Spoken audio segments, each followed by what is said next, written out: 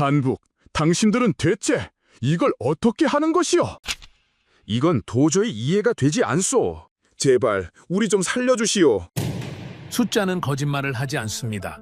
하지만 가끔은 이해할 수 없는 기적을 보여주기도 하죠. 전 세계 항공유 시장 점유율 29%, 미국 서부 수입 의존도 85%, 그리고 수백조 원에 달하는 에너지 수출액. 상식적으로 이 숫자의 주인공은 거대 산유국이어야만 합니다. 하지만 놀랍게도 이 나라의 영토에서는 기름 한 방울, 가스 한 모금조차 나오지 않습니다. 그런데도 세계는 지금 이 나라에 줄을 서고 있습니다. 일본이 무릎을 꿇고 호주가 구걸하며 심지어 초강대국 미국조차 이 나라의 눈치를 살피는 기가 막힌 상황. 1964년 하루 3만 배럴의 작은 정유소에서 시작된 대한민국의 무모한 도전까지. 대체 무슨 일이 벌어진 겁니까? 그 전에 잠깐 1초 만에 누를 수 있는 좋아요 버튼을 꾹 눌러주시면 영상 제작에 아주 큰 힘이 됩니다. 그럼 바로 시작하겠습니다. 관제탑 현재 급유 가능합니까? 네거티브. 재고 없음. 급유 불가. 히드로도 안 됩니까? 히드로, 프랑크푸르트, 샤를드골. 전부 같은 상황입니다. 예비 탱크는요? 예비분까지 전부 소진됐습니다. 현재 급유 가능한 공항이 없습니다. 저는 그 무전 기록을 브뤼셀 사무실에서 실시간으로 듣고 있었습니다. 유럽 주요 공항 3곳이 동시에 급유 불가. 모니터 6대가 빨간색으로 물들고 있었죠. 런던 히드로 결항, 프랑크푸르트 결항, 파리 샤를드골 결항. 전광판마다 같은 단어가 올라오고 있었습니다. 결항, 결항, 결항.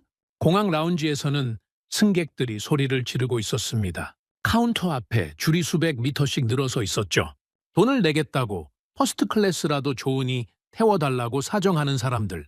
하지만 돈의 문제가 아니었습니다. 비행기에 넣을 기름이 없었죠. 그때 옆자리에서 사라 윌슨이 모니터를 가리켰습니다. 제 팀의 수석 분석관이죠.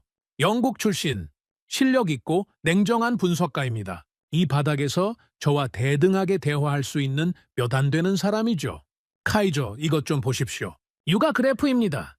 화면을 봤습니다. 유가가 수직으로 치솟고 있었죠. 단기간에 2배 넘게 뛰었습니다. 선물 시장은 이미 3배를 향해 달리고 있었죠. 이 속도면 내일 아침엔 3배를 넘깁니다. 사라의 목소리는 평소처럼 차분했습니다. 하지만 그 차분함이 오히려 더 무섭게 느껴졌죠. 그때 직통전화가 울렸습니다. 런하르트, 솔직하게 말해주시오. 유럽 버틸 수 있습니까? 독일 에너지부 장관이었습니다. 목소리가 떨리고 있었죠. 장관, 지금 수치를 보고 계십니까? 보고 있어. 그러면 질문하지 마십시오. 답은 이미 화면에 있습니다. 전화기 너머로 긴 침묵이 흘렀습니다. 장관도 알고 있었죠. 숫자가 무엇을 말하는지. 하지만 누군가의 입에서 직접 듣고 싶지 않았던 겁니다. 런하르트 카이저, EU 에너지 안보 자문위원. 25년간 세계 에너지 시스템을 분석해온 사람입니다. 각국 정부가 위기 때 가장 먼저 전화하는 남자. 그게 접니다. 감정이 아니라 데이터로 말하죠. 가능성이 아니라 확률로 판단합니다. 25년간 틀린 적이 거의 없었습니다. 하지만 그날 저는 처음으로 제 분석이 맞기를 바라지 않았습니다. 호르무즈 해협이 막혔습니다. 전 세계 원유의 핵심이 지나는 그 좁은 목줄. 그게 끊긴 겁니다. 중동 원유 차단, 항공유 생산 급감, 돈이 있어도 비행기가 뜨지 않는 세상. 그건 시스템의 실패였습니다. 항공사 최고 경영자들이 긴급 회의에 들어갔습니다. 비행 한 편당 적자가 수십만 달러였죠. 노선을 줄였습니다. 직원을 줄였습니다. 장거리 노선부터 끊기 시작했죠. 대서양 횡단 노선, 중단. 아시아 노선, 중단. 그래도 출혈이 멈추지 않았습니다. 비행기가 멈추면 물류가 멈춥니다. 물류가 멈추면 경제가 멈추죠. 경제가 멈추면 사회가 멈춥니다. 도미노였습니다. 그리고 첫 번째 장이 쓰러지기 시작했죠. 그때 미국이 움직였습니다. 나토 국가들의 긴급 요청이 내려졌죠. 군사협조, 기지 사용 허가, 항공 및 군사 인프라 공유. 나토 긴급회의가 소집됐습니다. 회의실에 들어서자 피에르 뒤봉 의장이 이미 자리에 앉아 있었습니다. EU 에너지안보위원회 의장, 프랑스 출신 정치인이죠. 데이터보다 결과를 원하는 사람입니다. 그 옆에 마르코 베르나르디가 앉아 있었죠. 이탈리아 출신 분석관. 실력은 있지만 저와는 항상 부딪히는 인물입니다. 사라가 제 옆자리에 앉았죠. 미국 측 대표가 자리에서 일어났습니다. 지금 당장 협력이 필요합니다. 이건 안보 문제입니다. 목소리에 절박함이 묻어 있었죠. 저는 당연히 움직일 거라 믿었습니다. 동맹이니까요. 70년 넘게 함께 해온 동맹입니다.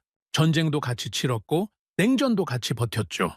회의실에 잠시 정적이 흘렀습니다. 이탈리아 대표가 먼저 입을 열었습니다. 유감입니다. 기지 사용은 불가합니다. 회의실이 술렁였죠. 마르코가 고개를 숙였습니다. 자국 대표의 발언에 표정이 굳어지더군요. 스페인이 뒤따랐습니다. 영공 통과를 허가할 수 없습니다. 프랑스 대표가 서류를 정리하며 말했습니다. 군수 지원은 국내 상황을 고려해 불가합니다. 피에르 의장의 얼굴이 돌처럼 굳었죠. 자국 대표가 거부한 겁니다. 의장으로서 중재해야 할 입장이었지만 프랑스가 먼저 문을 닫아버린 거죠. 폴란드마저 고개를 저었습니다. 방공 시스템 제공을 승인할 수 없습니다. 하나, 둘, 셋, 넷. 거부가 줄줄이 쏟아졌습니다. 사라가 제 옆에서 속삭였습니다. 이러면 대안이 없습니다. 저는 대답하지 못했습니다. 이게 가능합니까? 70년 동맹이 이렇게 무너지는 겁니까? 같이 전쟁을 치른 나라들입니다. 같이 피를 흘린 동맹이었죠. 피에르 의장이 입을 열었습니다. 카이조, 이 상황을 어떻게 보십니까? 모든 시선이 저에게 쏠렸죠. 하지만 저는 답할 수 없었습니다. 25년간 분석해온 시스템이 눈앞에서 찢어지고 있었으니까요. 동맹은 존재하지 않았습니다. 이해관계만 남아있었죠. 트럼프가 분노했습니다. 공개 석상에서 거친 비판을 쏟아냈죠. 하지만 분노한다고 항공유가 생기는 건 아니었습니다. 나토가 갈라지고 있었습니다. 서로를 향한 비난이 오갔죠. 협력은 사라지고 각자 도생만 남았습니다. 회의가 끝나고 사무실로 돌아왔습니다. 사라가 묵묵히 따라왔죠. 아무 말도 없었습니다. 무슨 말을 해야 할지 아무도 몰랐으니까요. 저는 다시 모니터 앞에 앉았습니다. 데이터라도 붙잡아야 했죠. 글로벌 항공유 공급 흐름을 다시 열었습니다. 어느 나라에서 생산하고 어디로 보내는지, 어디가 끊겼고 어디가 버티고 있는지. 그런데 이상한 게 눈에 들어왔습니다. 모든 공급선이 끊기고 있는 가운데 하나의 흐름이 살아있었습니다. 가느다란 선 하나가 세계 지도 위에서 끊기지 않고 이어지고 있었죠. 카이조. 사라가 같은 화면을 보고 있었습니다. 이 선 보이십니까? 저도 보고 있었습니다. 유럽이 아니었죠. 중동도 아니었습니다. 미국도 아니었죠. 저는 그 데이터를 3번 확인했습니다. 4번째 확인했을 때 의자에서 일어났죠. 5번째 확인했을 때 저는 모니터 앞에 멈춰 서 있었습니다. 하나의 나라가 반복해서 나타나고 있었습니다. 붕괴 직전의 세계에서 단 하나의 공급선만이 끊기지 않고 이어지고 있었죠. 기름 한 방울 나지 않는 나라. 사라가 저를 바라봤습니다. 이게 가능합니까? 저도 같은 질문을 하고 있었습니다. 도대체 어떻게 이게 가능합니까? 저는 그날 밤 사무실 불을 끄지 않았습니다. 커피를 4잔째 마시고 있었죠. 모니터 6대 앞에 앉아서 같은 데이터만 반복해서 들여다보고 있었습니다. 글로벌 항공유 공급 흐름, 세계 지도 위에 공급망을 띄웠죠. 평소라면 수십 개의 선이 대륙과 대륙을 연결하고 있어야 했습니다. 중동에서 유럽으로, 미국에서 아시아로, 러시아에서 동유럽으로 그 촘촘한 그물망이 세계 항공 시스템을 지탱하고 있었죠. 그런데 그날 밤 그 그물망이 거의 사라져 있었습니다. 중동발 공급선 끊김, 러시아발 공급선 끊김, 동남아 공급선 급감. 하나씩 확인할 때마다 빨간색이 늘어났죠. 25년간 이 지도를 봐왔습니다. 이렇게 텅 빈 지도는 처음이었죠. 사라 윌슨이 커피 2잔을 들고 돌아왔습니다. 하나를 제 책상에 놓더군요. 5잔째입니다. 심장이 버틸 수 있겠습니까? 심장보다 이 데이터가 더 문제입니다. 사라가 자기 자리에 앉으며 모니터를 켰습니다. 같은 지도를 띄웠죠. 잠시 화면을 훑더니 고개를 갸웃했습니다. 카이저, 아까 그 선, 아직 살아있습니다. 저도 보고 있었습니다. 지도 한쪽에서 가느다랗게 이어지고 있는 선 하나, 동아시아에서 출발해서 태평양을 건너고 남쪽으로 내려가고 옆으로 뻗어나가는 선. 세계가 무너지고 있는 이 순간에도 끊기지 않고 살아있었죠. 출발지 확인해봤습니까? 사라가 물었습니다. 했습니다. 어딥니까? 한국입니다. 사라가 잠시 멈췄습니다. 그리고 저를 바라봤죠. 한국이요? 그 반응이 정확히 제 반응과 같았습니다. 한국. 솔직히 말하겠습니다. 저는 한국의 정유 산업을 알고는 있었죠. 정유 강국이라는 건 인정합니다. 하지만 제 머릿속에서 한국은 플레이어 중 하나였습니다. 아시아의 여러 정유국 가운데 하나. 판을 만드는 나라는 아니었죠. 오류 아닙니까? 시스템 오류일 수도 있죠. 사라가 말했습니다. 저도 같은 생각이었죠. 확인해 봅시다. 저는 항공유 수출국 데이터를 하나씩 열기 시작했습니다. 사라는 반대쪽에서 수입국 데이터를 열었죠. 양쪽에서 동시에 파고 들어간 겁니다. 사우디아라비아. 생산 중단. 호르무즈가 막혔으니 당연한 결과였죠. 인도. 수출 제한. 자국 내수 물량 확보가 우선이라는 방침이었습니다. 싱가포르. 재고 급감. 며칠 안에 바닥날 수치였죠. 중국. 내수 우선 정책으로 정제 석유 수출 전면 차단. 태국. 공급 중단. 하나씩 확인할 때마다 같은 단어가 반복됐습니다. 중단, 제한, 급감, 케이든, 카이저. 사라가 부른 목소리에 긴장이 묻어 있었습니다. 수입국 쪽에서도 같은 결과입니다. 모든 나라가 공급을 끊고 있습니다. 그런데 한 곳만 다릅니다. 어딥니까? 한국입니다. 한국만 공급을 유지하고 있습니다. 줄이지도 않았고 끊지도 않았습니다. 저는 사라의 모니터로 걸어갔습니다. 화면을 봤죠. 그녀의 말이 맞았습니다. 세계가 멈추고 있는 이 순간에도 한국은 안정적으로 물량을 보내고 있었습니다. 점유율을 뽑아봅시다. 사라가 키보드를 두드렸습니다. 글로벌 항공유 시장에서 한국이 차지하는 비율. 화면에 숫자가 떴죠. 29%. 사라가 저를 바라봤습니다. 전 세계 항공유의 거의 3분의 1입니다. 저는 아무 말도 하지 못했습니다. 기름 한 방울 나지 않는 나라가 세계 항공유 시장의 29%를 차지하고 있었습니다. 이건 오류가 아니었죠. 숫자는 명확했습니다. 하지만 진짜 충격은 그 다음이었습니다. 미국 데이터 열어보겠습니다. 사라가 말했죠. 미국, 세계 최강대국, 세계 최대 산유국, 셰일 혁명으로 에너지 독립을 선언한 나라. 그 미국의 항공유 수입 구조를 열어봤습니다. 사라가 미국 서부 지역을 확대했습니다. 로스앤젤레스, 샌프란시스코, 시애틀. 미국 서부 핵심 공항들의 항공유 수입처. 화면에 숫자가 떴습니다. 85%. 사라의 손이 멈췄습니다. 저도 멈췄죠. 이게 맞습니까? 사라가 물었습니다. 다시 확인해 보십시오. 사라가 다시 돌렸습니다. 같은 숫자가 떴죠. 85%. 미국 서부 항공유 수입의 85%가 한국에서 오고 있었습니다. 로스앤젤레스 국제공항, 샌프란시스코 국제공항, 미국의 관문이라 불리는 그 공항들이 한국산 항공유로 비행기를 띄우고 있었죠. 세계 최강대국이 기름 한 방울 안 나는 나라에 의존하고 있었습니다. 사라가 중얼거렸죠. 저는 의자에 주저앉았습니다. 25년간 에너지 시장을 분석해왔습니다. 중동의 유전을 받고 러시아의 파이프라인을 추적했죠. 미국의 셰일 혁명을 분석했고 유럽의 에너지 전환을 설계했습니다. 그 모든 분석에서 한국은 변두리였습니다. 한 번도 중심이 아니었죠. 그런데 미국이 한국에 의존하고 있었습니다. 미국이요? 다른 나라도 확인해 봐야 합니다. 사라가 이미 키보드를 두드리고 있었습니다. 지도 위에서 한국발 공급선을 하나씩 따라가기 시작했죠. 호주. 남방우 최대 경제국 중 하나입니다. 사라가 호주 데이터를 열었죠. 한국산 비중 30%입니다. 호주 정유 산업은 이미 무너져 있었습니다. 자국 정유소가 하나둘 문을 닫았고 그 빈자리를 한국이 채우고 있었죠. 호주 주유소에서 품절 사태가 벌어지고 있는 이 순간에도 그나마 공급이 유지되는 건 한국 덕분이었습니다. 일본 데이터도 열어보겠습니다. 사라가 일본 쪽을 클릭했죠. 한때 아시아 최강의 정유 산업을 자랑하던 나라입니다. 하지만 화면에 뜬 건 급유 제한 공문이었습니다. 일본 공항들이 외국 항공사에 대한 급유를 제한하겠다는 통보를 보낸 상태였죠. 연료가 부족하니 자국 항공사부터 우선 배정하겠다는 겁니다. 일본마저 이 상황입니까? 베트남은 더 심합니다. 항공유 수급 자체가 중단 상태입니다. 사라가 동남아시아 전역의 데이터를 펼쳤습니다. 하나같이 빨간색이었죠. 저는 자리에서 일어나 지도 앞에 섰습니다. 한 발짝 물러서서 전체를 봤죠. 한국에서 출발한 공급선이 태평양을 가로지르고 있었습니다. 남방우를 향하고 있었죠. 동아시아를 연결하고 있었습니다. 마치 거미줄처럼. 한 점에서 출발한 선이 세계 곳곳으로 뻗어나가고 있었죠. 사라. 네? 모든 데이터의 끝에 같은 답이 있습니다. 한국이죠. 사라도 알고 있었습니다. 저는 창밖을 바라봤습니다. 브뤼셀의 새벽이 밝아오고 있었죠.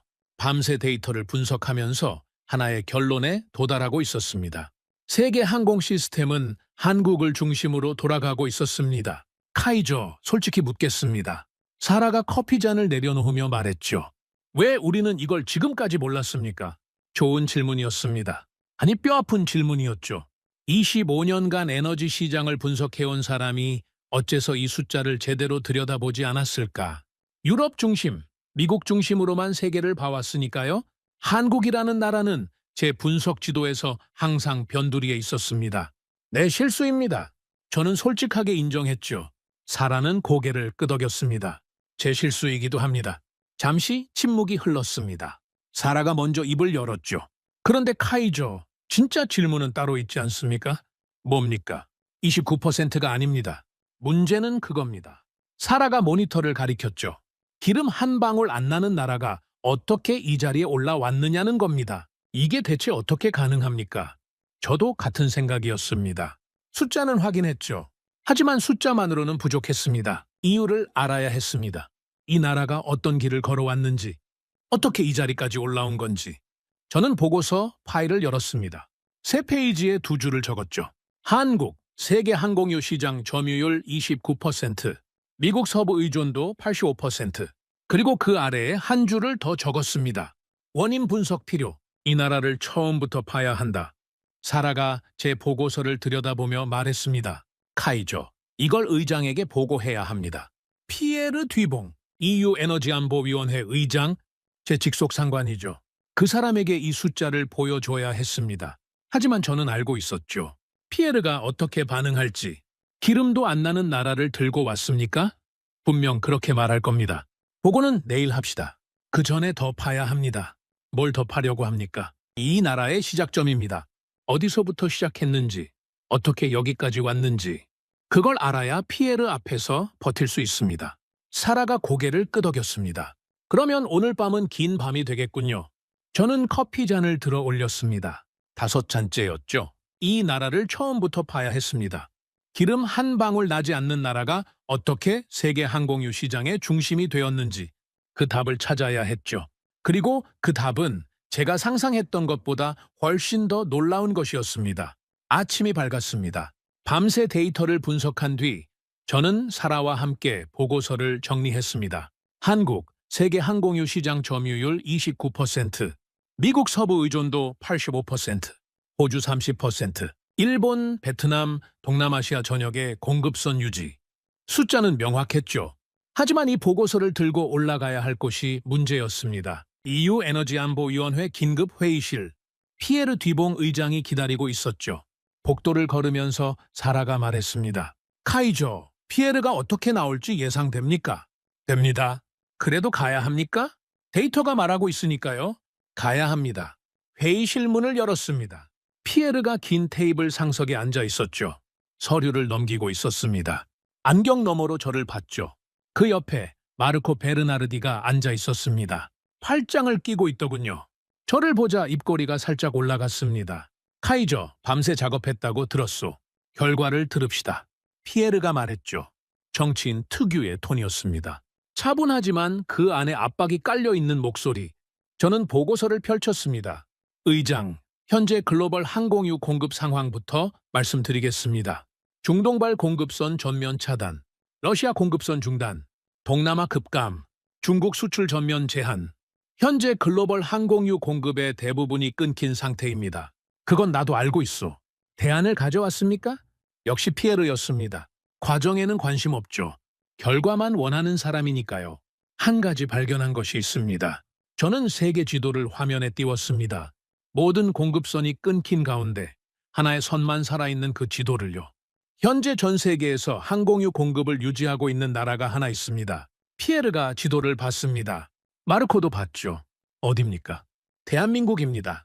회의실에 잠시 정적이 흘렀습니다. 피에르가 안경을 벗었습니다. 테이블 위에 내려놓더니 저를 똑바로 봤죠. 한국이라고요? 그렇습니다. 기름도 안 나는 나라 아닙니까? 그 한마디에 회의실 공기가 바뀌었습니다. 예상한 반응이었죠. 정확히 예상한 대로였습니다. 마르코가 여기서 끼어들었습니다. 카이저, 밤새 작업한 결과가 한국입니까? 마르코의 목소리에는 비웃음이 섞여 있었죠. 저는 대답하지 않고 데이터를 넘겼습니다. 세계 항공유 시장 점유율 29%, 미국 서부 수입 의존도 85%, 호주 30%, 일본, 동남아시아 전역에 공급선 유지 중입니다. 마르코가 자리에서 몸을 앞으로 기울였습니다. 숫자는 인상적이군요. 하지만 그게 대안이 됩니까? 유럽의 에너지 안보를 기름 한 방울 안 나는 아시아 국가에 맡기자는 겁니까? 저는 대안을 제시하는 게 아닙니다.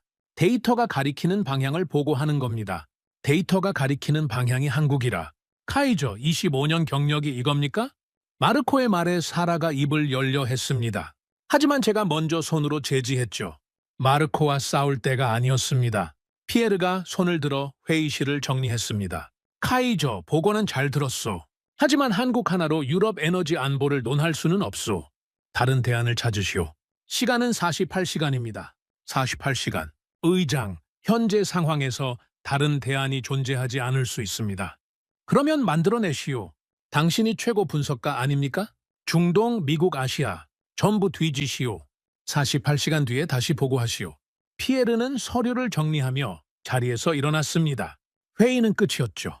마르코가 지나가면서 한마디 던졌습니다. 한국이라 카이저도 이제 한계가 온 겁니까? 저는 대답하지 않았습니다. 회의실을 나오자 사라가 말했습니다. 마르코가 한 말 신경 쓰지 마십시오. 신경 안 씁니다. 다만 피에르가 48시간을 줬으니 48시간 안에 증명해야 합니다. 어떻게 증명할 겁니까? 피에르가 원하는 대로 해봅시다. 다른 대안을 먼저 전부 확인하는 겁니다. 중동, 미국, 중국 전부 두드려 봅시다. 전부 막히면 그때 한국밖에 없다는 걸 피에르도 인정할 수밖에 없죠. 사라가 고개를 끄덕였습니다. 그러면 시작합시다. 저는 사무실로 돌아와 전화기를 들었습니다. 먼저 중동 쪽 연락처를 돌렸죠. 25년간 쌓아온 네트워크입니다. 사우디아라비아 에너지부 관계자, 쿠웨이트 석유공사 컨설턴트, 아랍에미리트 정유 라인 담당자. 전화를 돌릴 때마다 같은 대답이 돌아왔습니다. 호르무즈가 열리기 전까지는 불가능합니다. 언제 열릴 수 있겠습니까? 카이저, 그걸 내가 알면 여기 앉아 있겠습니까? 중동은 답이 없었습니다. 호르무즈가 막혀있는 한 중동 원유는 세계로 나갈 수 없었죠. 다음은 미국이었습니다. 워싱턴 쪽 에너지부 관계자에게 연락했죠. 미국 측에서 유럽에 항공유 공급이 가능합니까? 전화기 너머에서 한숨이 들렸습니다. 카이저, 우리도 자국 물량 확보가 급합니다. 서부 공항들이 지금 아수라장이요. 유럽에 보낼 여유가 없소. 셰일 생산량을 늘릴 수는 없습니까? 셰일로 항공유를 만들려면 정제 과정을 거쳐야 하오. 정제 시설이 이미 풀가동 상태요. 한계입니다. 미국도 막혔습니다.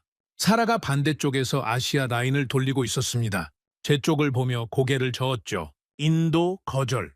자국 내수 우선이랍니다. 싱가포르 재고 바닥. 태국 공급 중단. 중국은요? 시도조차 안 됩니다.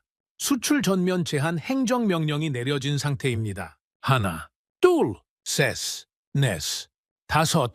문이 하나씩 닫히고 있었습니다. 저는 전화기를 내려놓고 메모를 봤습니다. 연락한 곳들의 목록.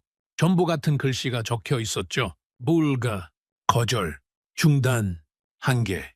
시간은 흘러가고 있었습니다. 48시간 중 이미 12시간이 지났죠. 카이저. 사라가 커피를 내려놓으며 말했습니다. 솔직히 말해도 되겠습니까? 하십시오. 우리 둘 다 답을 알고 있지 않습니까? 아까 회의실에서 이미 답을 보여줬죠. 피에르가 거부한 거고 마르코가 비웃은 거고. 하지만 데이터는 변하지 않습니다. 한국말입니까? 한국밖에 없습니다. 저는 창밖을 바라봤습니다. 브뤼셀 하늘이 잿빛이었죠. 저도 알고 있었습니다.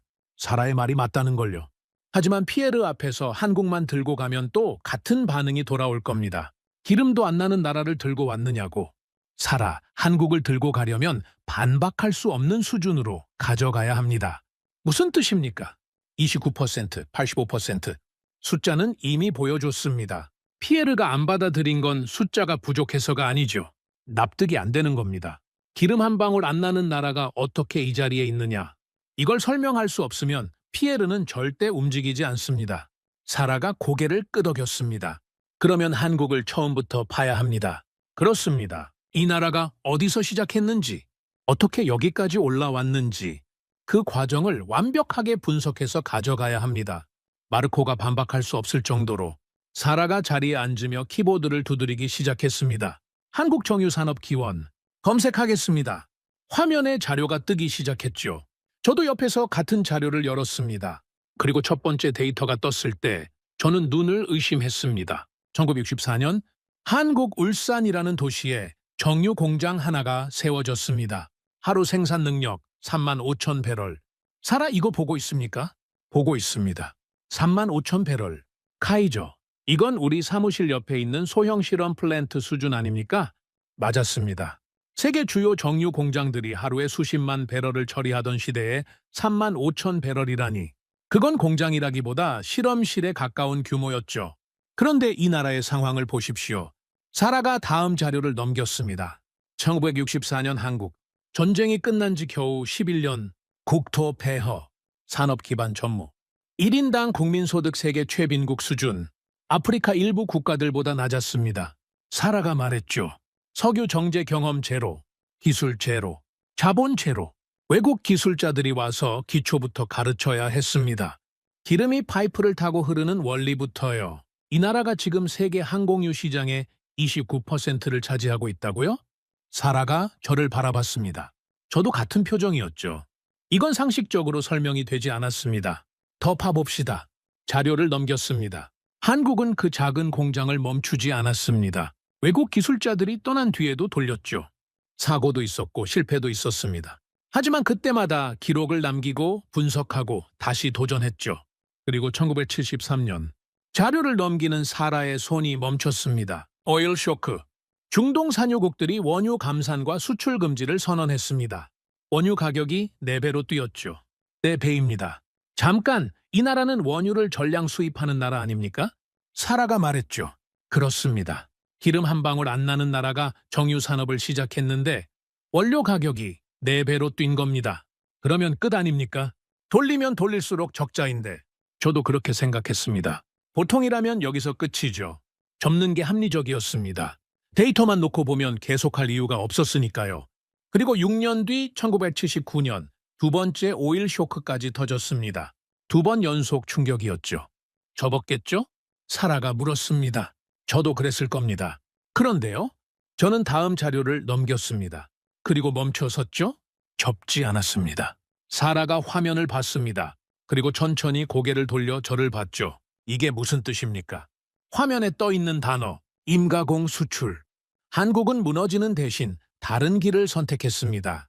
기름을 살 돈이 없다. 그러면 다른 나라의 기름을 받아서 가공한 뒤 가공비를 받자. 기름이 아니라 기술을 파는 구조로 전환한 겁니다. 사라, 이 나라는 위기 앞에서 수비에 들어가지 않았습니다. 공격으로 전환했습니다. 사라가 자료를 더 넘겼습니다. 1983년 한국 석유 제품 수출 2억 달러 돌파. 카이저. 1964년에 3만 5천 배럴짜리 공장 하나로 시작한 나라가 20년도 안 돼서 2억 달러를 수출하고 있습니다. 저는 의자 등받이에 몸을 기댔습니다. 기름 한 방울 나지 않는 나라. 전쟁 폐허에서 출발한 나라. 2번의 오일 쇼크를 맞고도 무너지지 않은 나라. 오히려 그 위기를 발판 삼아 에너지 수출국으로 올라선 나라. 이건 데이터로 설명할 수 없는 영역입니다. 제가 말했죠. 사라가 고개를 끄덕였습니다. 하지만 피에르에게는 데이터로 설명해야 합니다. 맞는 말이었습니다. 감동으로는 피에르를 움직일 수 없죠. 마르코를 잠재울 수도 없습니다. 이 나라가 2억 달러에서 어떻게 세계 시장의 29%까지 올라갔는지 그 과정을 데이터로 증명해야 했습니다. 사라, 시작은 확인했습니다. 하지만 시작이 좋다고 결과가 좋은 건 아니죠. 그 다음을 파야 한다는 뜻입니까? 그렇습니다. 2억 달러에서 29%까지. 그 사이에 뭔가가 있을 겁니다. 한국이 다른 나라들과 결정적으로 달라진 지점, 그걸 찾아야 합니다. 사라가 키보드 위에 손을 올렸습니다. 그러면 계속 가시죠. 저는 모니터를 다시 바라봤습니다. 48시간 중 20시간이 지나고 있었죠. 남은 시간은 28시간. 그 안에 답을 찾아야 했습니다. 피에르가 고개를 끄덕이고 마르코가 입을 다물 정도의 답을. 그리고 그 답은 제가 상상했던 것보다 훨씬 더 충격적인 것이었습니다. 남은 시간은 28시간이었습니다. 사라와 저는 사무실에서 한 발짝도 나가지 않았죠. 책상 위에는 빈 커피잔이 6개째 쌓여 있었습니다. 모니터에는 한국 정유산업 관련 자료가 수십 개의 탭으로 열려 있었죠. 한국의 시작점은 확인했습니다. 1994년 3만 5천 배럴, 전쟁 폐허에서 출발, 2번의 오일 쇼크를 버텨냄, 임가공 수출로 전환, 1983년 2억 달러 수출 달성. 하지만 이것만으로는 부족했죠. 2억 달러에서 세계 시장 29%까지. 그 사이에 결정적인 무언가가 있을 겁니다. 사라, 정유산업의 본질부터 다시 봅시다. 본질이라면요? 원유 정제 과정입니다. 한국이 뭘 다르게 하고 있는지 그걸 알아야 합니다. 사라가 원유 정제 공정 자료를 화면에 띄웠습니다. 원유를 넣으면 증류탑에서 끓는 점에 따라 분리되는 구조. 가장 가벼운 것부터 순서대로 나오죠. 맨 위에 LPG, 그 아래 나프타, 그 아래 휘발유, 더 내려가면 등유와 항공유, 그 아래 경유. 여기까지는 기본입니다. 그런데 문제는 맨 바닥이죠. 사라가 화면 하단을 가리켰습니다. 벙커시우, 찌꺼기입니다. 맞았습니다. 원유를 정제하면 위에서부터 좋은 것들이 나오고 맨 바닥에는 무겁고 끈적한 찌꺼기가 남습니다. 벙커시우, 가격이 낮고 쓸모가 제한적이죠. 하지만 원유를 넣으면 반드시 나오는 부산물입니다. 피할 수가 없죠. 대부분의 나라는 이 찌꺼기를 어떻게 합니까? 제가 물었죠. 그대로 팝니다. 싼 값에요. 아니면 저장해두죠. 어쩔 수 없으니까. 사우디도요. 사우디도. 인도도. 동남아시아도. 원유를 넣고 위에서 좋은 거 뽑아내고 바닥에 남은 건 안고 가는 겁니다. 이게 전 세계 정유산업의 기본 구조죠. 저는 고개를 끄덕였습니다. 여기까지는 제가 아는 내용이었죠. 25년간 봐온 구조니까요. 그러면 한국은 어떻게 하고 있습니까? 사라가 한국 데이터를 열었습니다. 정제 공정 구조를 비교하는 차트였죠. 그리고 사라의 손이 멈췄습니다. 카이저, 이것 좀 보십시오. 화면을 봤습니다. 그리고 저도 멈췄죠. 한국 정유 공장에 공정되는 다른 나라에 없는 단계가 하나 더 있었습니다. 맨 바닥 벙커시우가 나오는 지점. 거기서 끝나는 게 아니었죠. 화살표가 하나 더 이어져 있었습니다. 찌꺼기가 다시 올라가고 있었죠. 이게 뭡니까? 고도화 설비입니다. 찌꺼기를 다시 분해하는 겁니다. 찌꺼기를 다시 분해한다고요? 저는 사라를 바라봤습니다. 사라도 같은 표정이었죠. 맞습니다. 맨 바닥에 남은 벙커시우. 아무도 거들떠보지 않는 그 찌꺼기를 다시 한번 분해해서 고급 연료로 만들어내는 겁니다. 잠깐. 그러면 찌꺼기에서 다시 휘발유가 나온다는 겁니까? 휘발유도 나오고 경유도 나오고 항공유도 나옵니다. 저는 의자에서 벌떡 일어났습니다. 이게 가능합니까? 데이터가 말하고 있습니다. 한국은 이미 수십 년째 이 공정을 돌리고 있습니다. 저는 회의실을 서성거렸습니다. 머릿속이 빠르게 돌아가고 있었죠. 이 의미를 정확히 이해해야 했습니다. 사라, 이걸 숫자로 보여주십시오. 같은 원유를 넣었을 때 다른 나라와 한국의 결과가 어떻게 다른지. 사라가 비교 데이터를 뽑았습니다. 일반적인 정유 공장입니다. 원유 100배럴을 넣으면 고급 제품이 약 60배럴 나오고 찌꺼기가 40배럴 남습니다. 한국은요? 같은 100배럴을 넣으면 고급 제품이 85배럴 나옵니다. 찌꺼기는 15배럴밖에 안 남죠. 저는 걸음을 멈췄습니다. 같은 원유입니까? 같은 원유입니다. 같은 100배럴입니까? 같은 100배럴입니다. 같은 원유를 넣어도 다른 결과가 나온다. 같은 비용, 같은 원료. 하지만 한국은 다른 나라보다 훨씬 더 많은 고급 제품을 뽑아내고 있었습니다. 그건 곧 수익이 다르다는 뜻이었죠. 같은 돈을 들여도 한국이 더 많이 벌어들이는 구조. 이건 단순한 정제가 아닙니다. 제가 말했죠. 뭐라고 부르면 됩니까? 사라가 물었습니다. 게임 자체가 다른 겁니다. 다른 나라들은 원유에서 뽑을 수 있는 만큼 뽑고 나머지는 버립니다. 한국은 버리는 것까지 돈으로 바꾸고 있죠. 같은 경기를 하고 있는 게 아닙니다. 사라가 자료를 하나 더 띄웠습니다. 카이저, 한국 사람들은 이걸 이렇게 부른다고 합니다. 화면에 뜬 단어, 지상의 유전. 지상의 유전이라고요? 땅에서 기름이 안 나오니까 공장 자체를 유전으로 만들었다는 뜻입니다. 다른 나라가 버리는 찌꺼기에서 기름을 다시 뽑아내는 공장. 그 공장이 유전이라는 거죠. 저는 잠시 아무 말도 하지 못했습니다. 지상의 유전. 자원이 없으면 기술로 지배한다. 한국은 그 말을 현실로 만들고 있었습니다. 하지만 여기서 의문이 생깁니다. 사라가 말했죠. 뭡니까? 이 기술을 왜 다른 나라는 안 합니까? 고도화 설비라는 거 돈 주고 사면 되는 거 아닙니까? 좋은 질문이었습니다. 저도 같은 생각이었죠. 설비를 돈 주고 사서 설치하면 되지 않습니까? 중국이 못할 이유가 있습니까? 인도가 못할 이유가 있습니까? 경쟁국 데이터를 비교해 봅시다. 저는 중국 데이터를 먼저 열었습니다. 세계 최대 정유시설을 보유한 나라 중 하나죠. 지난 20년간 정유시설을 미친 듯이 늘려왔습니다. 생산 능력으로만 보면 이미 세계 최상위권이었죠. 규모는 압도적입니다. 하지만 고도화 비율을 보십시오. 사라가 비교 차트를 띄웠습니다. 한국과 중국의 고도화 설비 비율, 격차가 큽니다. 맞았습니다. 중국은 큰 공장을 많이 지었지만 찌꺼기를 다시 가공하는 능력은 한국에 한참 못 미쳤죠. 양적 확장에 집중했던 겁니다. 더 많이 만들자, 더 크게 짓자. 하지만 효율은 따라가지 못했습니다. 인도는요? 사라가 인도 데이터를 열었습니다. 세계 최대 규모의 단일 정유 공장을 보유하고 있습니다. 규모로는 한국을 압도하죠. 하지만 고도화 투자는 한국에 비해 뒤처져 있습니다. 역시 양적 성장 중심이었죠. 싱가포르, 동남아시아 정유 허브, 설비 노후화 문제. 역시 한국의 수준에는 못 미쳤습니다. 하나씩 비교할 때마다 같은 패턴이 나타났죠. 규모는 따라갈 수 있습니다. 설비도 돈 있으면 살 수 있죠. 하지만 효율은 달랐습니다. 사라 여기서 핵심을 짚어야 합니다. 설비는 살 수 있습니다. 하지만 고도화 기술은 설비만 사서 되는 게 아닙니다. 무슨 뜻입니까?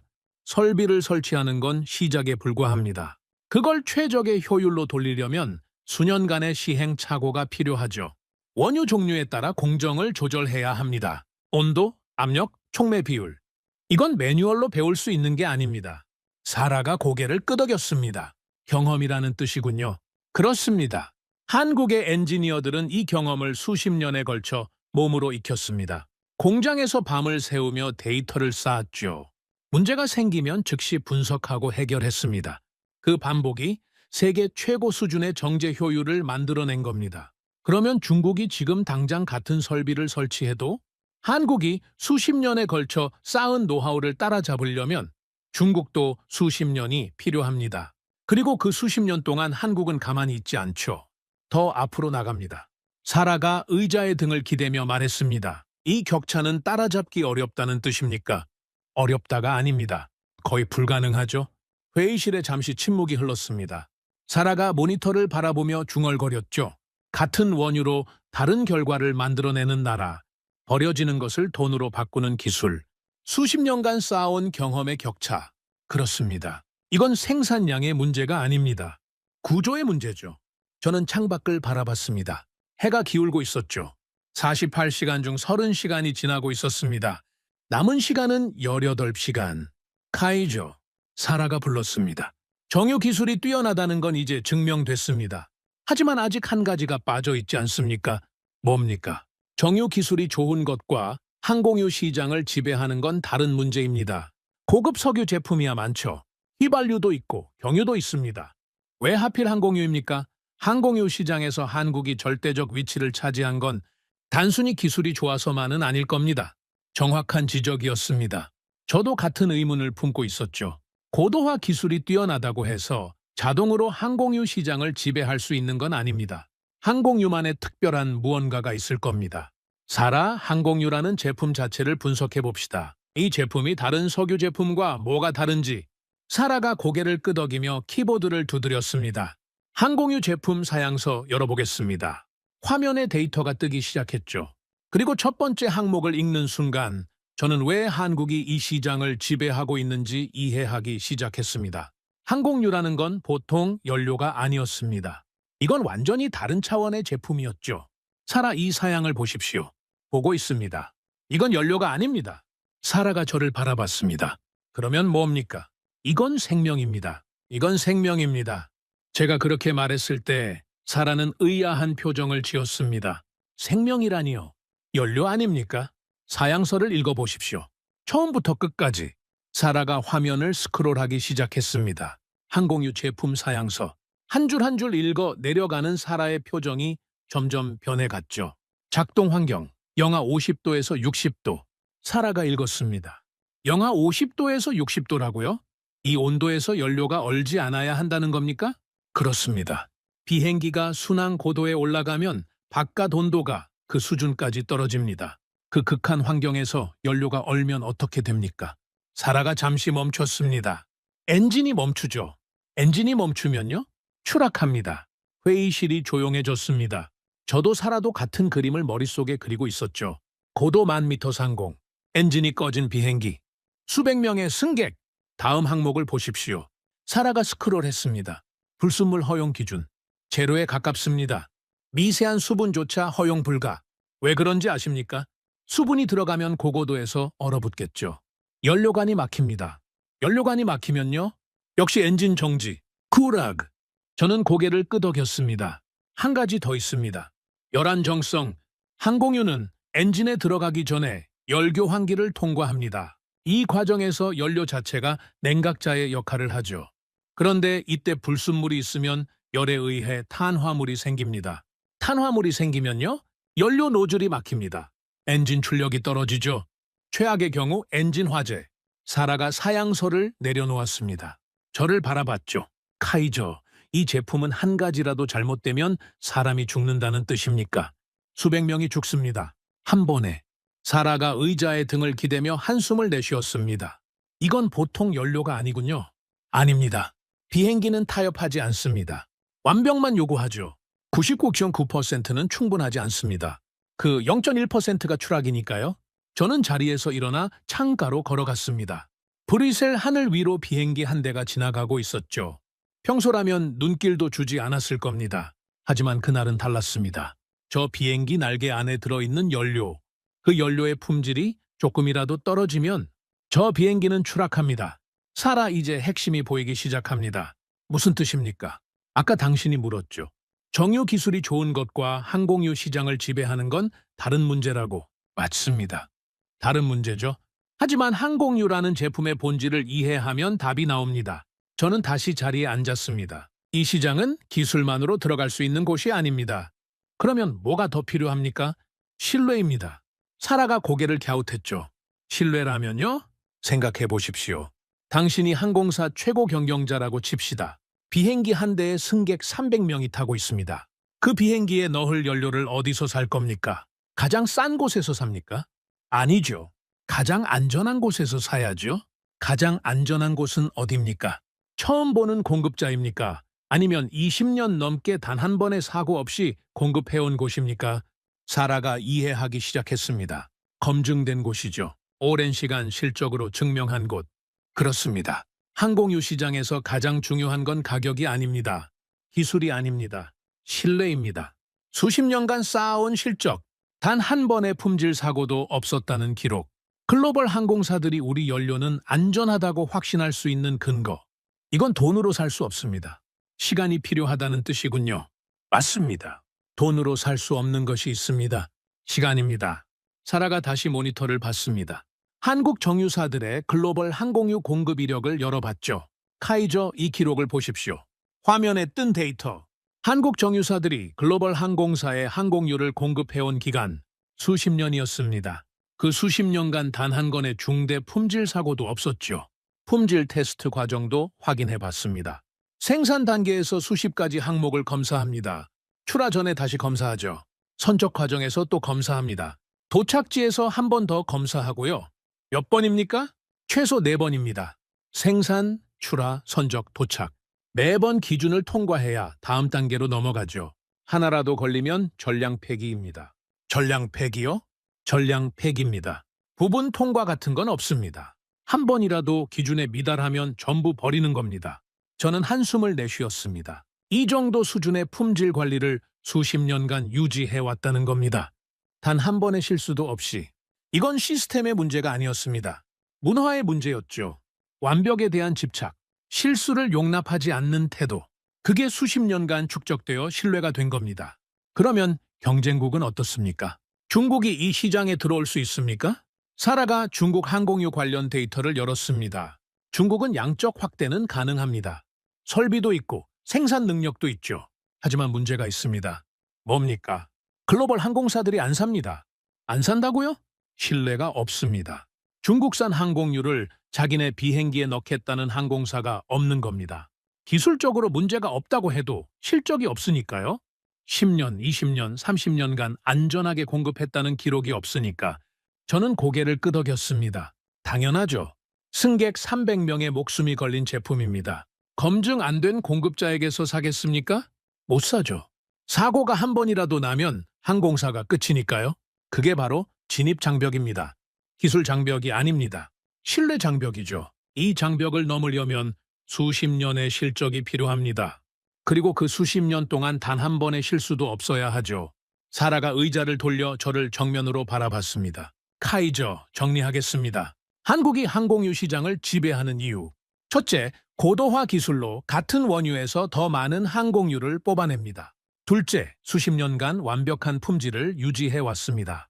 셋째, 그 실적이 글로벌 항공사들의 신뢰로 이어졌죠. 이 세 가지가 합쳐지면서 아무도 넘볼 수 없는 위치를 만들어낸 겁니다. 맞습니다. 그리고 가장 무서운 건 이 세 가지 중 하나라도 단기간에 따라잡을 수 있는 게 없다는 겁니다. 이 시장은 잠겨 있다는 뜻입니까? 잠겨 있습니다. 그리고 열쇠는 한국이 가지고 있죠. 저는 시계를 봤습니다.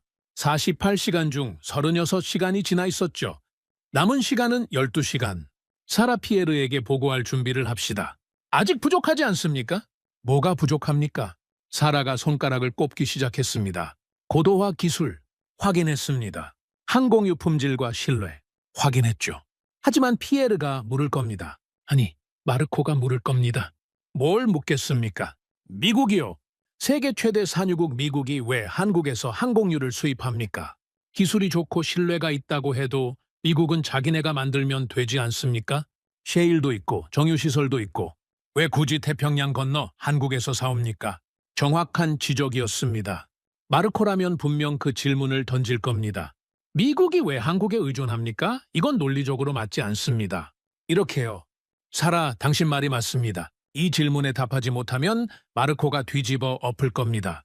그러면 이것까지 분석해야 합니다. 저는 시계를 다시 봤습니다. 12시간 빠듯했죠. 하지만 빈틈을 남기고 회의실에 들어갈 수는 없었습니다. 마르코에게 약점을 보여주는 순간 모든 게 무너지니까요. 좋습니다. 미국 에너지 구조를 파봅시다. 왜 세계 최대 산유국이 한국에서 항공유를 수입하는지 이 질문에 답을 찾아야 합니다. 사라가 고개를 끄덕이며 키보드를 두드렸습니다.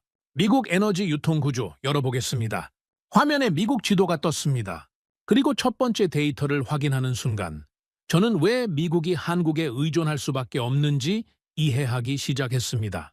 미국은 하나의 나라가 아니었습니다. 에너지 구조로 보면 미국은 5개의 서로 다른 나라였죠. 사라, 이거 보십시오. 보고 있습니다. 이건 대체 뭡니까? 이게 바로 마르코의 질문에 대한 답입니다. 이건 대체 뭡니까? 사라가 화면을 가리키며 말했습니다. 미국 지도 위에 5개의 구역이 색깔별로 나뉘어 있었죠. 미국 에너지 유통 구조입니다. 석유 행정 방위 구역이라고 부르죠. 미국을 5개 구역으로 나눠서 에너지를 관리하는 시스템입니다. 저는 화면을 확대했습니다. 동부 해안이 1구역, 중서부가 2구역, 멕시코만 연안이 3구역, 로키산맥 지역이 3구역, 그리고 서부 해안이 하수구역입니다. 5개로 나뉘어 있다는 건 알겠습니다. 그런데 이게 왜 중요합니까? 중요한 정도가 아닙니다. 이게 핵심입니다. 저는 3구역을 가리켰습니다. 멕시코만 연안, 텍사스, 루이지아나. 미국 정유시설의 대부분이 여기에 몰려 있습니다. 텍사스와 루이지아나, 셰일 원유도 여기서 나오죠. 미국 에너지 산업의 심장부입니다. 그러면 여기서 만들어서 다른 구역으로 보내면 되지 않습니까? 그게 안 됩니다. 사라가 고개를 갸웃했죠. 왜 안 됩니까? 같은 나라 아닙니까? 같은 나라이긴 합니다. 하지만 에너지 구조로 보면 같은 나라가 아닙니다. 저는 5구역을 가리켰습니다. 미국 서부 해안, 캘리포니아, 워싱턴, 오리건. 여기를 보십시오. 5구역, 로스앤젤레스, 샌프란시스코, 시애틀. 미국 서부 핵심 공항들이 전부 여기에 있습니다. 그런데요, 이 지역은 세 구역과 사실상 분리되어 있습니다. 분리라니요? 도로도 있고 철도도 있지 않습니까? 있습니다. 하지만 문제는 거리와 지형이죠. 저는 지도 위에 선을 그었습니다. 텍사스에서 캘리포니아까지, 육로로 항공유를 운송한다고 칩시다. 거리가 얼마나 됩니까? 2000km가 넘습니다. 그 사이에 사막이 있고 로키 산맥이 있죠. 파이프라인이 충분하지 않습니다. 트럭으로 실어 나르면 비용이 천문학적으로 올라가죠. 사라가 이해하기 시작했습니다. 같은 나라인데 물류가 안 된다는 겁니까? 안 되는 수준이 아닙니다. 비용이 맞지 않는 겁니다. 텍사스에서 만든 항공유를 캘리포니아까지 육로로 보내는 비용, 이걸 한번 계산해 보십시오. 사라가 키보드를 두드렸습니다. 운송 비용 데이터를 뽑았죠. 잠시 후 사라의 손이 멈췄습니다. 카이조, 나왔습니까? 나왔습니다. 그런데 이 숫자가 맞습니까? 얼마입니까? 사라가 화면을 돌려서 보여줬습니다. 텍사스에서 캘리포니아까지 육로 운송 비용 비쌉니다. 상당히 비싸죠. 그러면 이번엔 한국에서 로스앤젤레스까지 해상 운송 비용을 뽑아보십시오. 사라가 다시 키보드를 두드렸습니다. 한국 울산항에서 로스앤젤레스 항까지 대형 유조선 운송 비용. 화면에 숫자가 떴습니다. 사라가 저를 바라봤습니다. 눈이 커져 있었죠. 카이저, 한국에서 보내는 게 더 쌉니다. 그렇습니다. 태평양을 건너는 게 미국 안에서 보내는 것보다 더 싸다고요? 그렇습니다. 사라가 의자의 등을 기대며 천장을 올려다봤습니다. 미국이 한국에서 항공유를 수입하는 이유가 이겁니까? 이겁니다. 미국은 기름이 없어서 수입하는 게 아닙니다. 기름은 있죠. 넘칩니다. 하지만 그 기름을 서부까지 가져올 수 없는 겁니다. 가져올 수는 있지만 비용이 맞지 않죠. 차라리 태평양 건너 한국에서 배로 가져오는 게 더 경제적입니다. 사라가 고개를 저으며 웃었습니다. 황당하다는 표정이었죠. 세계 최대 산유국이 기름을 자기 나라 안에서 옮기지 못해서 태평양 건너편 나라에서 수입한다. 이건 아무도 안 믿을 겁니다. 숫자가 말하고 있습니다. 믿고 안 믿고의 문제가 아니죠. 마르코가 이 숫자를 보면은 뭐라고 할까요? 입을 다물겠죠. 이건 의견의 문제가 아니라 구조의 문제니까요. 저는 다시 지도를 바라봤습니다. 그리고 한 가지가 더 눈에 들어왔죠. 사라, 한국의 위치를 보십시오. 지도를 축소해서 전 세계를 띄웠습니다. 한반도가 보였죠. 정확히 동아시아. 태평양의 서쪽 끝, 울산에서 로스앤젤레스까지 약 2주입니다. 대형 유조선 기준이죠. 2주면 꽤 가까운 편 아닙니까? 그렇습니다. 하지만 이게 끝이 아닙니다. 남쪽을 보십시오. 호주가 보였죠. 울산에서 호주 주요 항구까지는 그보다 더 가깝습니다. 동쪽은요? 일본은 바로 옆이죠. 동남아시아도 가깝습니다. 베트남, 싱가포르, 태국, 전부 한국에서 쉽게 닿을 수 있는 거리입니다. 사라가 지도를 바라보며 천천히 고개를 끄덕였습니다. 태평양 한가운데 위치하고 있군요. 미국 서부로도 호주로도 동남아시아로도 전부 연결됩니다. 그렇습니다. 기술만 좋은 게 아니었습니다. 위치까지 완벽했던 겁니다. 저는 의자에 앉아서 정리하기 시작했습니다. 머릿속에서 퍼즐 조각들이 하나씩 맞아떨어지고 있었죠. 사라, 호주 데이터를 한번 더 열어봅시다. 호주가 왜 한국에 30%나 의존하게 됐는지.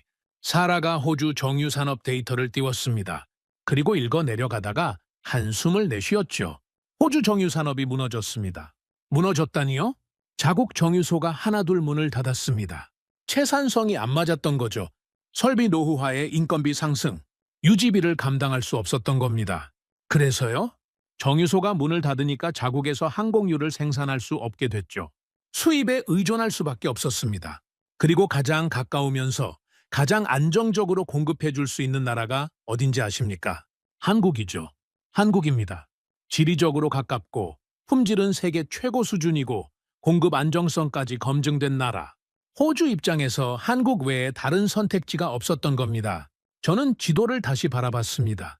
한국에서 출발한 공급선이 태평양을 가로지르고 남반구를 향하고 동아시아를 연결하고 있었죠.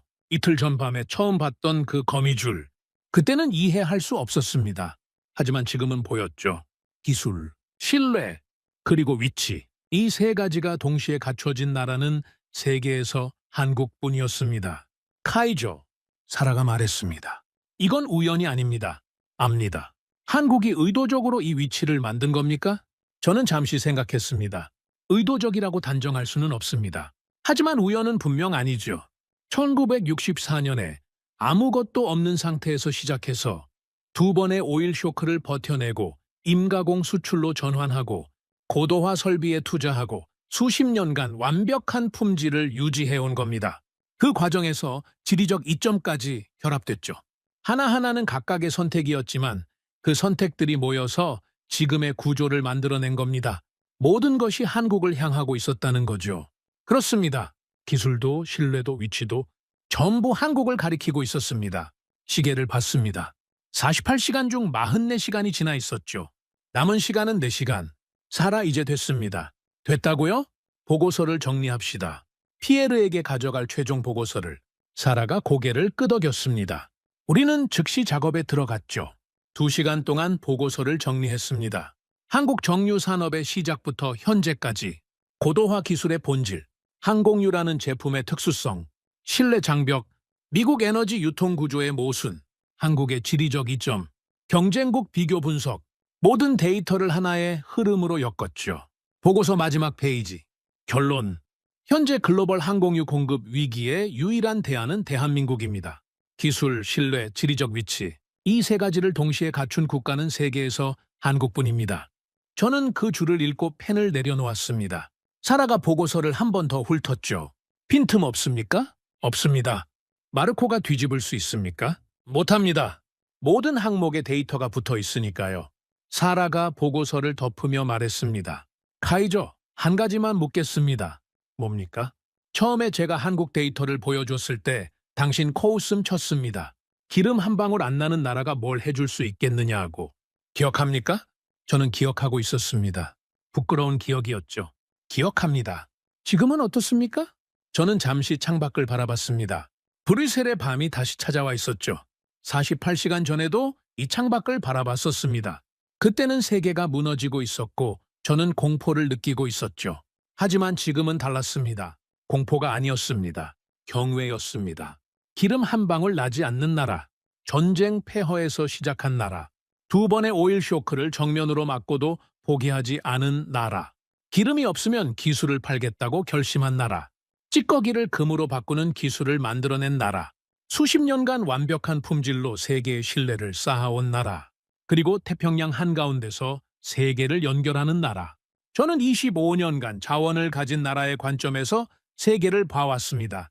기름이 있는 나라가 강하다. 자원이 있는 나라가 이긴다. 그게 에너지 시장의 법칙이라고 생각했죠.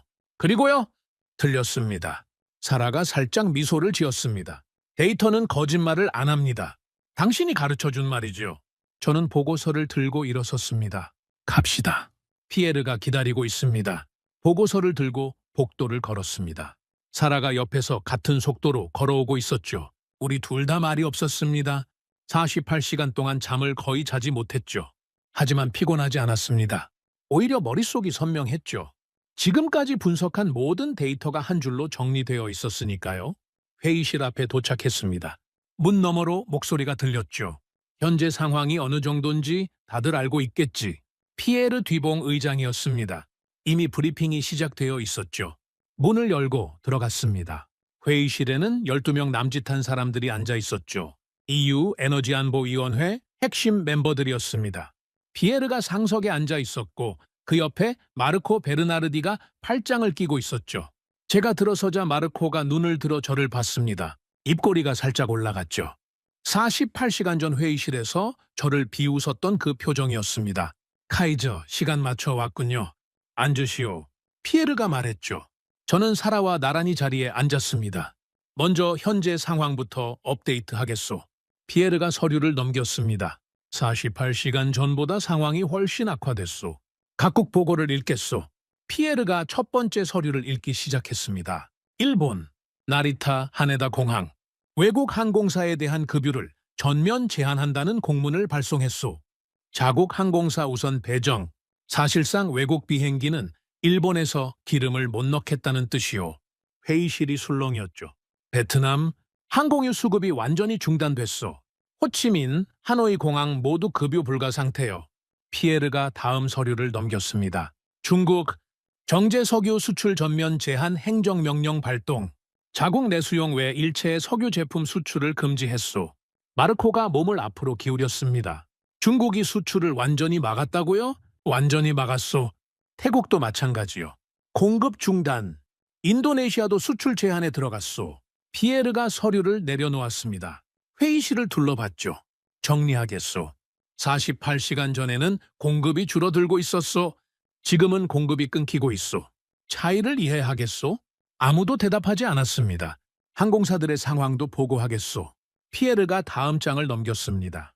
현재 주요 항공사들이 극단적 조치에 들어갔소. 왕복 연료 탑재. 아시는 분이 있겠지만 설명하겠소. 목적지에서 급유가 불가능하니까 출발할 때 왕복분 연료를 전부 싣고 가는 거요. 사라가 옆에서 작은 목소리로 말했습니다. 왕복 연료를 탑재하면 그만큼 승객을 줄여야 합니다. 연료 무게 때문에. 마이소. 300석짜리 비행기에 150명만 태울 수 있는 상황이요.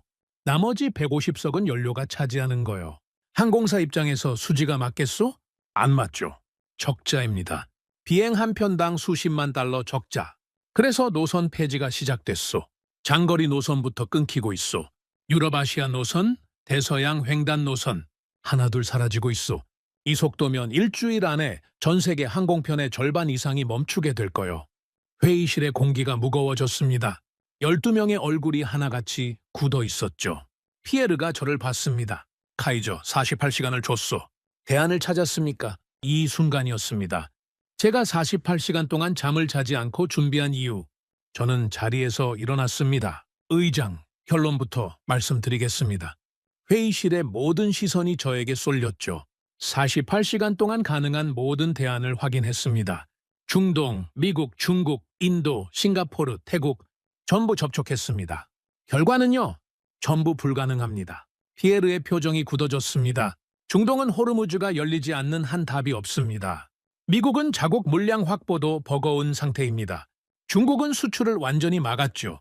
인도는 내수 우선 정책, 싱가포르는 재고 바닥, 태국은 공급 중단. 모든 문이 닫혀 있습니다.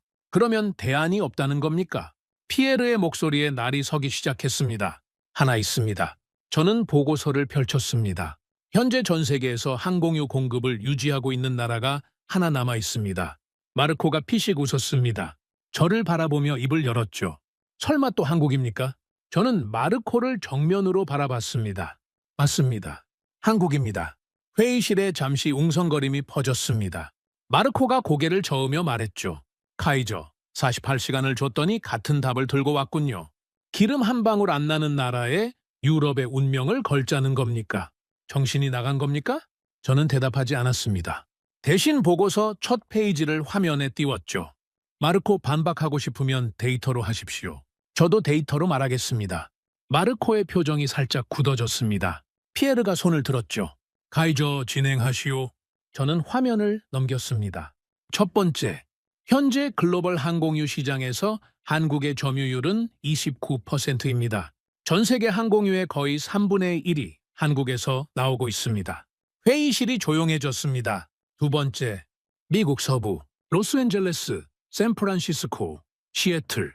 이 공항들의 항공유 수입 중 85%가 한국산입니다.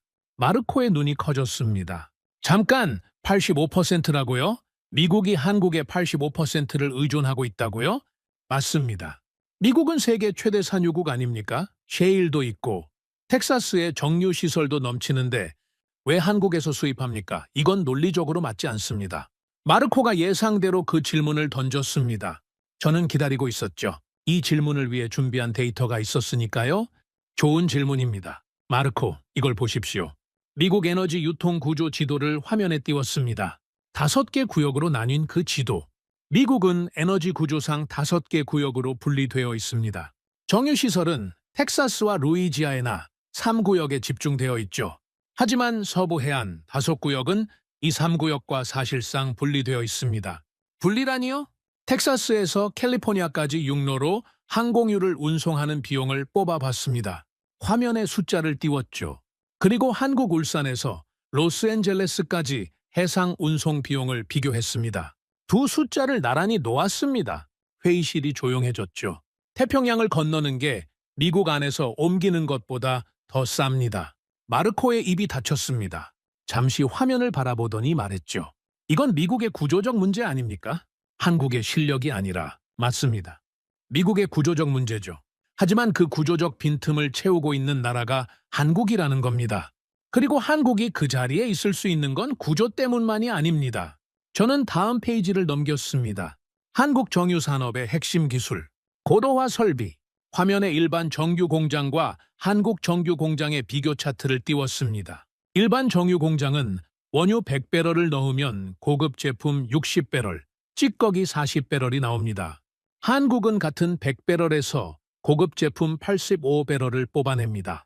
찌꺼기를 다시 분해해서 고급 연료로 전환하는 기술입니다. 회의실 한쪽에서 누군가 작은 목소리로 말했습니다. 같은 원유로 다른 결과를 만들어낸다는 겁니까? 그렇습니다. 마르코가 다시 입을 열었습니다. 기술이야 돈 주고 사면 되지 않습니까? 중국이나 인도가 같은 설비를 설치하면 되는 거 아닙니까? 설비는 살 수 있습니다. 하지만 설비를 최적의 효율로 돌리는 데 필요한 수십 년의 운영 경험은 살 수 없죠. 한국 엔지니어들이 수십 년간 축적한 노하우를 따라잡으려면 같은 시간이 필요합니다. 마르코가 눈살을 찌푸렸지만 반박하지 못했습니다. 그리고 마지막으로 이것이 가장 중요합니다. 저는 화면을 넘겼습니다. 항공유라는 제품의 특수성입니다. 회의실이 집중했죠. 항공유는 영하 50도에서 60도 환경에서 작동해야 합니다. 불순물 허용 기준이 거의 제로에 가깝죠. 미세한 수분 하나가 연료관을 막을 수 있고 그건 곧 엔진 정지, 추락입니다. 회의실의 공기가 달라졌습니다. 이 제품은 한 가지라도 잘못되면 수백 명이 죽습니다. 한 번에. 그래서 항공유 시장은 가격으로 움직이지 않습니다. 기술로만 움직이지도 않죠. 신뢰로 움직입니다. 수십 년간 단 한 번의 사고도 없이 공급해온 실적. 그 실적이 없으면 어떤 항공사도 그 연료를 자기 비행기에 넣지 않습니다. 저는 마르코를 바라봤습니다. 마르코, 당신이 항공사 최고 경영자라고 칩시다. 비행기에 승객 300명이 타고 있습니다. 검증 안 된 공급자의 연료를 넣겠습니까? 마르코가 대답하지 않았습니다. 못 넣죠. 한국은 이 신뢰를 수십 년에 걸쳐 쌓아왔습니다. 이건 돈으로 살 수 없고 시간으로만 얻을 수 있는 겁니다. 중국이 지금 당장 뛰어들어도 이 신뢰를 확보하려면 수십 년이 걸립니다. 회의실에 긴 침묵이 흘렀습니다. 피에르가 안경을 벗고 눈을 비볐습니다. 서류를 한 번 더 내려다봤죠. 그리고 천천히 입을 열었습니다. 카이저, 정리해보겠소. 당신 말은 이겁니까? 현재 세계 항공유 공급 위기에서 한국이 유일한 대안이다. 그 이유는 세 가지. 고도화 기술, 항공유 품질에 대한 글로벌 신뢰, 그리고 지리적 위치. 이 세 가지를 동시에 갖춘 나라가 한국뿐이다. 정확합니다, 의장. 그리고 다른 나라가 단기간에 이 위치를 대체할 수 없다. 불가능합니다. 피에르가 회의실을 둘러봤습니다. 12명의 얼굴을 하나씩 살폈죠. 반론 있는 사람? 아무도 입을 열지 않았습니다. 피에르가 마르코를 봤습니다. 베르나르디, 당신은? 마르코가 잠시 입술을 깨물었습니다. 화면에 떠있는 숫자들을 바라봤죠. 29%, 85%, 고도화 비율 비교, 운송 비용 비교, 품질 관리 실적, 데이터에 반박할 근거는 없습니다. 마르코가 처음으로 인정했습니다. 목소리가 낮았죠. 불만이 묻어 있었지만 숫자 앞에서는 어쩔 수 없었던 겁니다. 피에르가 고개를 끄덕였습니다. 그리고 서류를 덮으며 말했죠. 48시간 전에 내가 한국이라는 답을 거부한 건 감정적이었다고 인정하겠소. 기름도 안 나는 나라라는 선입견이 있었소. 피에르가 저를 바라봤습니다. 카이저, 당신이 옳았소. 그 한마디를 듣는 순간 저는 의자 등받이에 몸을 기댔습니다. 48시간 동안의 긴장이 한꺼번에 풀리는 느낌이었죠. 사라가 옆에서 작게 한숨을 내쉬었습니다. 하지만 피에르의 말은 거기서 끝나지 않았습니다. 그런데 카이저, 한 가지 더 생각해야 할 게 있어. 뭡니까? 의장. 지금 우리가 확인한 건 한국이 유일한 대안이라는 사실이오. 하지만 이건 유럽만의 결론이 아닐 거요. 미국도 같은 결론에 도달했을 거고 일본도, 호주도, 동남아시아도 같은 결론을 내렸을 거요. 저는 피에르의 말뜻을 이해했습니다. 세계 전체가 한국을 바라보고 있다는 뜻입니까? 그렇소. 지금 이 순간 한국이라는 나라에 전 세계의 시선이 집중되어 있을 거요.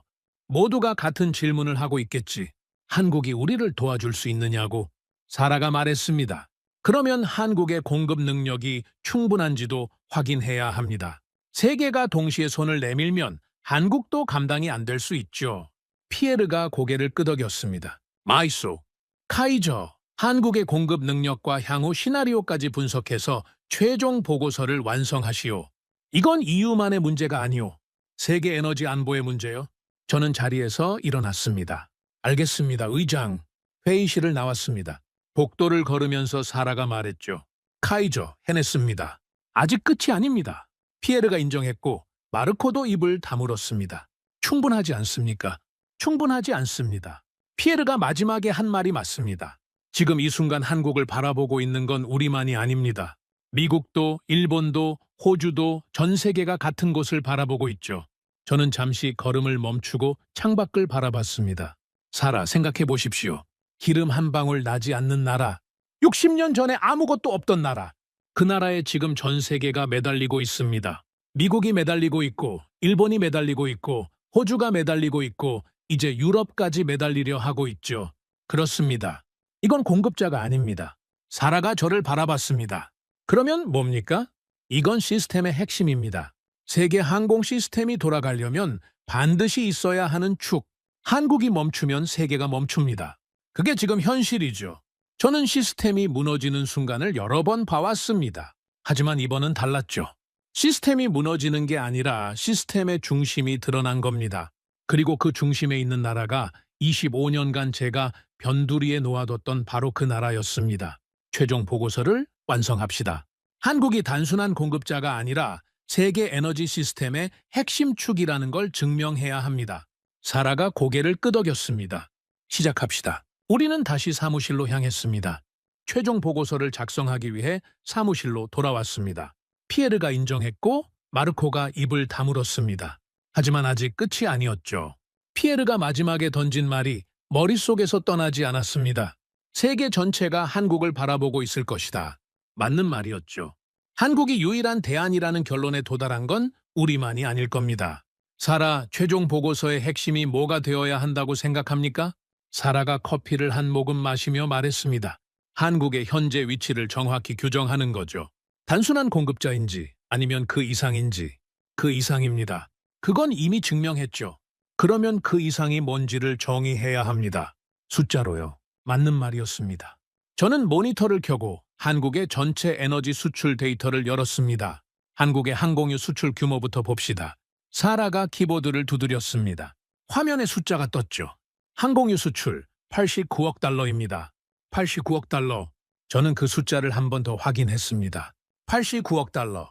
기름 한 방울 나지 않는 나라가 항공유만으로 89억 달러를 벌어들이고 있었습니다. 전체 석유 제품 수출은요? 사라가 다음 데이터를 열었습니다. 478억 달러입니다. 478억 달러. 저는 의자에 등을 기대며 천장을 올려다봤습니다. 석유 한 톨 나지 않는 나라가 석유 제품으로 478억 달러를 수출하고 있었습니다. 이건 웬만한 산유국의 원유 수출 규모에 맞먹는 수치였죠. 사라, 이 숫자의 의미를 정확히 짚어야 합니다. 어떤 의미입니까? 산유국들은 땅에서 기름을 퍼 올려서 파는 겁니다. 있는 걸 파는 거죠. 한국은 다릅니다. 없는 나라가 기술로 만들어서 파는 겁니다. 478억 달러. 이 숫자는 자원의 힘이 아닙니다. 기술의 힘이죠. 사라가 고개를 끄덕이며 다음 데이터를 열었습니다. 카이저, 이것도 보십시오. 외교적 영향력 변화입니다. 화면에 최근 몇 주간의 외교 동향이 정리되어 있었죠. 미국 국무부가 한국 측과 에너지 안보 관련 긴급 협의를 시작했습니다. 미국이 먼저 손을 내밀었다는 겁니까? 그렇습니다. 서부 공항들의 항공유 공급이 한국에 달려 있으니까요. 안정적 공급을 보장받기 위해 에너지 안보 파트너로 접근하기 시작한 겁니다. 저는 그 의미를 곱씹었습니다. 미국이 한국에 손을 내밀고 있었습니다. 세계 최강 대국이요. 에너지 독립을 선언했던 나라가 기름 한 방울 안 나는 나라에 에너지 안보를 의논하고 있었죠. 세상이 뒤집어진 겁니다. 호주도 움직이고 있습니다. 한국과의 에너지 공급 장기 계약을 논의 중이라는 보고가 있습니다. 일본은요? 일본은 이미 급유 제한을 걸고 있는 상황이니까 한국으로부터의 추가 공급을 요청할 수밖에 없겠죠. 동남아시아도 마찬가지일 겁니다. 사라가 정리했습니다. 미국, 호주, 일본, 동남아시아 전부 한국을 향해 움직이고 있습니다. 에너지 공급뿐 아니라 외교적으로도 한국의 위상이 급격히 올라가고 있는 거죠. 저는 자리에서 일어나 창가로 걸어갔습니다. 브뤼셀의 하늘을 바라보면서 생각했죠. 사라, 이건 에너지 문제만이 아닙니다. 무슨 뜻입니까? 에너지는 외교의 무기입니다. 중동이 왜 그토록 강력한 영향력을 가졌겠습니까? 석유를 쥐고 있었으니까요. 러시아가 유럽을 어떻게 압박했겠습니까? 천연가스 파이프라인을 쥐고 있었으니까요. 한국도 같은 위치에 올라서고 있다는 뜻입니까? 이미 올라서 있습니다. 다만 아무도 인식하지 못했을 뿐이죠. 한국은 총 한 방 쏘지 않고 위협 한마디 하지 않고 기술과 신뢰만으로 세계 에너지 시스템의 핵심에 자리 잡았습니다. 저는 다시 자리에 앉았습니다. 미래 시나리오를 분석해 봅시다. 피에르가 물을 겁니다. 이 상황이 앞으로 어떻게 전개될 것이냐고. 사라가 고개를 끄덕이며 자료를 펼쳤습니다. 단기 시나리오부터 가겠습니다. 좋습니다. 단기. 향후 3개월에서 6개월. 호르무즈가 언제 열릴지 모르는 상황에서 항공유 공급 부족은 지속됩니다. 가격은 계속 올라가겠죠? 항공사들의 적자는 심화되고 노선 축소는 가속됩니다. 이 기간 동안 한국의 역할은요? 절대적입니다. 한국이 공급을 유지하는 한 최소한의 항공 시스템은 돌아갑니다. 한국이 멈추면 세계 항공은 완전히 마비되죠. 중기는요? 중기. 6개월에서 2년. 호르무즈가 열리더라도 글로벌 공급망은 이미 깨진 상태입니다. 재편이 필요하죠. 각국이 에너지 공급처를 다변화하려 할 겁니다. 하지만 결론은 같습니다. 왜 같습니까? 한국을 대체할 나라가 없으니까요. 고도화 기술, 품질 신뢰, 지리적 위치, 이 세 가지를 단기간에 갖출 수 있는 나라가 없습니다. 공급망이 재편되더라도 한국의 위치는 오히려 강화될 겁니다. 저는 고개를 끄덕였습니다. 장기는요? 사라가 잠시 멈췄습니다. 키보드를 두드리더니 새로운 자료를 열었죠. 장기, 5년에서 10년. 여기서 흥미로운 변수가 하나 등장합니다. 뭡니까? 친환경 항공유입니다. 지속가능 항공연료라고도 하죠. 탄소 중립 항공유 말입니까? 맞습니다. 전 세계 항공산업이 탄소 배출 감축 압박을 받고 있죠. 국제민간항공기구가 탄소 감축 목표를 설정했고 유럽연합도 항공유에 친환경 연료 혼합을 의무화하는 방향으로 가고 있습니다. 그러면 기존 항공유 시장이 축소되는 겁니까? 단순히 축소되는 게 아닙니다. 시장 자체가 전환되는 거죠. 기존 석유 기반 항공유에서 친환경 항공유로 이 전환에서 누가 주도권을 잡느냐가 향후 10년의 승부를 결정합니다. 저는 그 대목에서 멈췄습니다. 새로운 전쟁이 시작되고 있었죠? 한국은 이 분야에서 어떤 위치에 있습니까? 사라가 자료를 열었습니다. 한국 정유사들이 이미 친환경 항공유 연구에 투자하고 있습니다. 기존 정유 인프라를 활용해서 친환경 연료를 생산하는 방향으로요. 기존 인프라를 활용한다고요? 그렇습니다. 한국이 수십 년간 쌓아온 정유 인프라, 고도화 설비, 기술력, 이것들이 친환경 항공유 생산에도 그대로 적용될 수 있는 겁니다. 새로 짓는 게 아니라 기존 기반 위에서 전환하는 거죠. 저는 고개를 저으며 웃었습니다. 황당한 웃음이었죠. 이 나라는 항상 이런 식입니까? 무슨 뜻입니까? 오일 쇼크가 왔을 때 무너지지 않고 임가공 수출로 전환했죠. 찌꺼기를 버리지 않고 고도화 기술로 바꿨습니다. 그리고 이제 에너지 전환이 오면 기존 인프라를 활용해서 또 다시 선두를 잡으려 하고 있습니다. 사라가 미소를 지었습니다. 패턴이 보이죠? 위기가 올 때마다 무너지는 게 아니라 전환하는 나라입니다. 위기를 기회로 바꾸는 나라, 자원이 없으니까 기술로 승부하는 나라, 그리고 그 기술이 다음 시대에도 통하도록 끊임없이 진화하는 나라. 저는 보고서의 마지막 장을 열었습니다. 결론을 써야 했죠. 사라, 최종 결론을 정리합시다. 사라가 자세를 바로 하고 앉았습니다. 말씀하십시오. 첫째, 대한민국은 산유국이 아닙니다. 네, 하지만 기술 산유국입니다. 사라가 그 표현을 곱씹었습니다. 기술 산유국, 땅에서 기름을 퍼 올리는 나라가 아니라 기술로 기름을 만들어내는 나라. 그렇습니다. 둘째, 대한민국은 에너지를 만드는 나라가 아닙니다. 사라가 고개를 갸웃했죠. 만드는 나라가 아니라면요? 에너지를 지배하는 나라입니다. 사라가 잠시 멈췄습니다. 그 한 문장의 무게를 느끼고 있었죠. 에너지를 지배하는 나라, 자원을 가진 나라가 아니라 자원을 지배하는 기술을 가진 나라. 맞습니다. 그리고 셋째, 저는 펜을 들었습니다. 이 위치는 단기간에 흔들리지 않습니다. 어떤 시나리오에서도 당이든 중기든 장기든 한국의 위치는 유지되거나 강화됩니다. 사라가 고개를 끄덕였습니다. 세 줄이면 충분합니다. 저는 보고서 마지막 페이지에 결론을 적었습니다. 대한민국은 산유국이 아닙니다. 기술 산유국입니다. 에너지를 만드는 나라가 아니라 에너지를 지배하는 나라입니다. 이 위치는 흔들리지 않습니다. 그 세 줄을 적고 펜을 내려놓았습니다. 사라가 보고서를 한 번 더 읽었죠. 그리고 덮었습니다. 카이저, 이 보고서가 피에르에게 올라가면 유럽의 에너지 전략이 바뀌겠죠. 바뀌어야 합니다. 마르코도 더 이상 반박 못할 겁니다. 데이터 앞에서는 누구도 반박할 수 없습니다. 사라가 일어서며 말했습니다. 카이저, 마지막으로 하나만 묻겠습니다. 뭡니까? 이 모든 분석을 마치고 나서 한국에 대해 어떻게 생각합니까? 25년간 변두리에 놓아두었던 그 나라에 대해서 저는 잠시 생각했습니다. 나는 평생 데이터를 믿어왔습니다. 감정이 아니라 숫자, 가능성이 아니라 확률. 그래서 확신했죠. 세계 에너지 시스템은 자원을 가진 나라를 중심으로 돌아간다고. 중동이 중심이고, 미국이 중심이고, 러시아가 중심이라고. 하지만 저는 틀렸습니다. 동맹은 무너졌고 시스템은 멈췄습니다. 자원을 가진 나라들은 문을 닫았죠. 그리고 그 폐허 위에서 단 하나의 나라만이 남아 있었습니다. 기름 한 방울 나지 않는 나라. 대한민국. 그들은 자원을 가진 나라가 아니었습니다.